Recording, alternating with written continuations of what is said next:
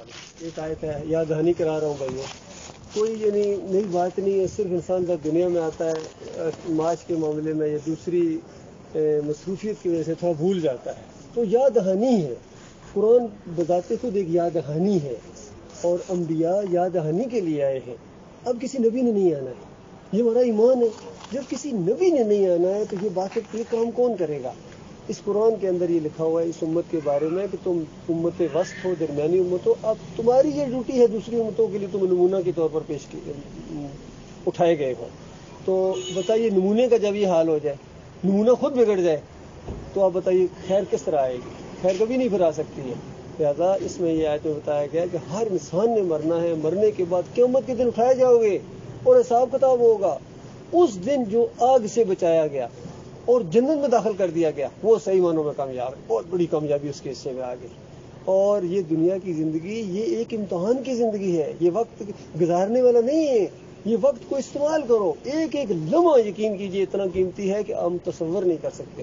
نبی صلی اللہ علیہ وسلم نے فرمایا صبح کا ایک قدم اللہ کے راستے میں نکلا ہوا یا شام کا ایک قدم، صرف ایک کی بتائی، باقی سے اندازہ لگائیں، جس نے 100 قدم چل لیے، جس نے 1000 قدم چلی، اس کا کیا حال ہو؟ دنیا اور معافی یہاں سے بہتر ہے۔ یعنی دنیا جو انسان کو مارا، دنیا دنیا دنیا حقیر ہے اللہ کی نگاہ میں، یقین کیجیے جنت بہت اعلیٰ چیز ہے، اور اس جنت کا دار و مدار دنیا کی زندگی کا ہے۔ یہ دوبارہ موقع بھی نہیں ملنا ہے، ایک موقع تو انسان کو اللہ تعالیٰ نے اپنی بندگی کے لیے بنایا ہے کہ تم میرے بندے بنو، میرے علاوہ کسی اور کو نہیں پکارنا، میرے علاوہ کسی اور کی نظر و نیاز نہیں کرنی، میرے علاوہ کسی کی شکر گزاری نہیں، میں تمہارا اکیلا معبود ہوں، صرف یہ کہ میں نظر نہیں تمہیں آ رہا ہوں، لیکن ہر چیز گواہی دے رہی ہے، خود آپ کا وجود گواہی دے رہا ہے کہ میرا کوئی پیدا کرنے والا ہے۔ روزانہ سورج نکلتا ہے، غروب ہوتا ہے، چاند کو دیکھو، اندھیرے کو دیکھو، روشنی کو دیکھو، ایک ایک چیز گواہی دے رہی ہے، جو ہوا چل رہی ہے گواہی دے رہی ہے، جو ہم کھا پی رہے ہیں گواہی دے رہے ہیں کہ کون پیدا کرنے والا، کتنا عظیم رب ہے۔ اس نے روزی کا بھی انتظام کیا، اس نے روزی کا ذمہ دیا، یقین کیجیے، بلکہ شرم بھی دلائی ہے انسانوں، تم تو انسان ہو۔ کون سا پرندہ ہے جس نے اپنا وہ بینک بیلنس ہے، یعنی جس نے اپنی روزی اپنی پیٹھ کے اوپر اٹھائی ہوئی ہے؟ میں بھی ان کو بھی رزق دیتا ہوں، ہر ایک کو دیتا ہوں، تمہیں بھی دوں گا۔ اور انی ارضی واسعہ فأیہ یفعبدون، کہ میری زمین بڑی وسیع ہے، یعنی ایک جگہ اگر پرابلم آ گئی دوسری جگہ چلے جاؤ، لیکن مسئلہ کیا ہے؟ فأیہ یفعبدون، بندگی میری کرنی ہے۔ اس معاملے میں کہیں کمی نہ آ جائے گی، پھر مجبوریاں یہ جی کیا تھی، وہاں ماحول ایسا تھا جی ہم نہیں کر سکتے تھے، تو کوئی ضروری تھا وہاں آنا، ماحول ایسا تھا تو دوسری جگہ چلے جاتے، لیکن بندے تو اللہ کے بنتے، اللہ کے علاوہ کسی اور کی بندگی نہ کرتے۔ یہ جو مسلمانوں کی ہر جگہ ذلت اور خواری، اب سنتے ہیں، اخبار میں پڑھتے ہیں، خبریں سنتے ہیں، کڑتے بھی رہتے ہیں، وہ حل کیا ہے اس کا؟ کبھی سوچا ہے اس نے؟ کوئی حل پیش نہیں کرتا ہے، وہ اللہ کے ساتھ بگاڑی ہوئی ہے، جس کے ہاتھ میں ساری مشکلات کا حل ہے اسی سے بگاڑی ہوئی ہے۔ تو بتاؤ کس طرح وہ، جس طرح اگر اس جگہ کو، اس کمرے میں کوئی چیز آپ کی پڑی ہوئی ہے، آپ پوری دنیا کے کمروں میں وہ ڈھونڈے نہیں ملے گی، جب تک یہاں نہیں آئیں گے وہ چیز نہیں ملے گی، وہ یہاں پڑی ہوئی ہے۔ اسی طرح مشکلات کا حل اللہ کے پاس ہے، اللہ سے بگاڑی ہوئی ہے۔ ہم دوسری جگہ اپنے آپ کو کئی دفعہ سمجھدار سمجھتے ہیں، وہ بڑا سمجھدار ہے، وہ حل کر دے گا، یہ کر دے گا، سارے بیٹھ کے مسئلے حل کریں، اور نہیں کر سکتے ہو۔ اس اللہ نے جو وعدہ کیا ہے کہ تم میرے بندے بن جاؤ، میں تمہیں دنیا میں بھی عزت دوں گا، تمہارا سر بلند کروں گا، اور آخرت میں جنت کے وعدے تمہارے ساتھ کیے گئے ہیں۔ تو اصل مسئلہ یہ ہے میرے پیارے بھائی، یہ مسئلہ کوئی بیان کرنے والا نہیں ہے۔ جن کا کام تھا بیان کرنا، ممبر و محراب سے بیان کرنا، اجتماعات میں بیان کرنا، ٹی وی پر بیان کرنا، ہر جگہ جس کا کام تھا وہی اس کو چھپانے میں لگے ہوئے ہیں۔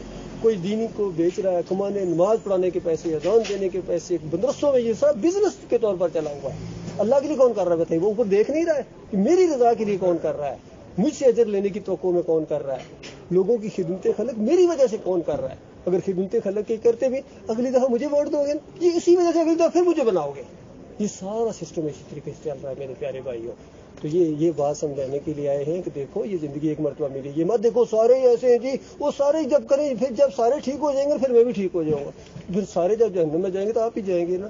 اپنے آپ کو انفسکم واہلیکم نارا، اللہ تعالیٰ کہتا ہے اپنی جان کو اور اپنے اہل و عیال کو جہنم کی آگ، سب سے پہلے آپ کی اپنی جان ہے۔ اگر گھر والے بھی نہیں مانتے ہیں نا، کوئی بات نہیں، بات کی بات ہے، پہلے خود تو مانو، خود اپنے آپ کو ایمان خالص کرو۔ قرآن کے پہلے صفحے کے اوپر ایمان خالص لکھا ہوا ہے، باقی سارا قرآن اس پہلے صفحے کی تفسیر ہے، یقین کیجیے۔ سورہ فاتحہ کتنی مرتبہ پڑھتے ہیں؟ اللہ کی حمد و ثنا بیان کرتے ہیں، تعریفیں کرتے ہیں، پھر اللہ سے عہد و پیمان کرتے ہیں، ایاک نعبد و ایاک نستعین، اے اللہ میں تیری عبادت کرتا ہوں، کرتا رہوں، اے اللہ میں تجھ سے مدد مانگتا ہوں، مانگتا رہوں گا۔ بتائیے اس کے بعد کتنوں سے مدد مانگتے ہیں؟ آپ کے اپنے بھائی ہیں نا, کلمہ پڑھنے والے مانگتے ہیں یا علی مدد, یا رسول اللہ مدد, یا غوث مدد, یا حسین مدد, یہ ساری مدد تو پکاری جا رہی ہے. یا نعبد و یا نستعین کا انکار ہے, کلمے کا انکار ہے, کیونکہ کلمے کے اندر ہے لا الہ الا اللہ محمد رسول اللہ, اللہ کے علاوہ کوئی معبود نہیں ہے, یعنی کوئی پکار کے لائق نہیں ہے, کوئی نظر و نیاز کے لائق نہیں ہے, رکوع و سجدے کے لائق نہیں ہے, واسطے وسیلے کے لائق نہیں ہے, اور الا اللہ سوائے اللہ کے, اللہ ہے, اللہ کے علاوہ کوئی نہیں ہے. اور محمد رسول اللہ محمد صلی اللہ علیہ وسلم اللہ کے آخری رسول ہیں, ان کے طریقے پر چلنا ہے, ان کو پوجنا پکارنا نہیں ہے, اللہ کے ساتھ شریک نہیں ہے, اللہ کے نبی ہیں, اللہ کے آخری رسول ہیں, انہوں نے اللہ کی بندگی کر کے دکھائی ہے. صحابہ کی پوری ٹیم تیار کی ہے, اسلامی ریاست قائم ہوئی ہے, مدینہ ریاست, اسی وجہ سے مکہ سے نکالے گئے تھے, اندازہ لگائیے. حالانکہ سب سے زیادہ عزت والے, سب سے زیادہ اخلاق والے, سب سے زیادہ انسانوں کے خرخواہ, ان کو مکہ سے کیوں نکالا گیا تھا, کبھی یہ سوچیں. وہ کہتے تھے ابراہیم علیہ السلام کو نہ پکارو, لات منات حبل کو نہ پکارو, ان کی نظر و نیاز نہیں ہے. وہی کچھ وہ مشرکین مکہ کر رہی تھی جو آج ہمارے مسلمان یہ کر رہے ہیں, قبروں کے ساتھ کر رہے ہیں, یا نبیوں کو پکار رہے ہیں, سب کچھ کر رہے ہیں. یہی شرک ہے, یہی شرک ہے, یقین کیجیے. اور اس کے اوپر اللہ تعالیٰ نے کہا ہے کہ ایسے لوگوں کو میں ہمیشہ کی آگ میں رکھوں گا, چاہے ان کا دل مانے, کوئی وہاں ان کو حامی و ناصر نہیں ہوگا, کوئی ان کو بچانے والا نہیں ہوگا. اور جن کے بارے میں یہ سمجھے نا کہ یہ ہمارے وہاں ہوں گے, وہ ان کے دشمن بن جائیں گے. یہ قرآن کا فیصلہ میرے بھائی, یہ پیغام آپ تک پہنچانے ہیں.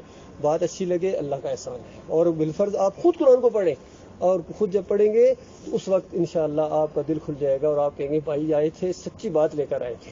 اور پھر اپنے آپ کو درست کریں, پھر اپنے گھر والوں کو اسی بات کی تعلیم دیں, محلے والوں کو, پھر اللہ تعالیٰ جتنی توفیق دیتا چلا جائے, آگے بڑھتے جائیں گے, اللہ تعالیٰ خیر لائے گا. آپ نے بات کو سنا, اللہ تعالیٰ آپ کو خوش رکھے, اللہ تعالیٰ ہم سب کو